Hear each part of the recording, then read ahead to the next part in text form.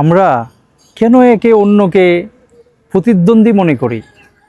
কেন আমরা অন্যের ভালো দেখলে কাতর হয়ে পড়ি এবং না পাওয়ার হতাশায় আমরা আফসোস করি?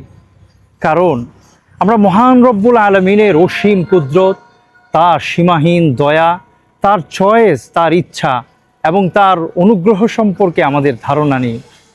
যাকে আল্লাহ তাআলা বাছাই করেছেন, নির্বাচন করেছেন, তাকে উচ্চ মর্যাদা, তাকে বিত্ত বৈভব দান করেছেন। আল্লাহ রাব্বুল আলামিন কোরআন কারীমে ইরশাদ করেন, আম ইয়াহসুদুনান নাস আলা মা আতাহুমুল্লাহু মিন ফাদলি। আল্লাহ রাব্বুল আলামিন অনুগ্রহ করে যাদেরকে উচ্চ মর্যাদা, বিত্ত বৈভব দান করেছেন, তা নিয়ে তারা হিংসা করছে।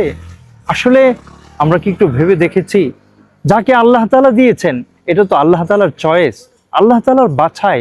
আল্লাহ তাআলা চেয়েছেন, তাকে দান করেছেন। আল্লাহ তাআলার এই চয়েস নিয়ে আমি কেন নাখুশ হব, অসন্তুষ্ট হব?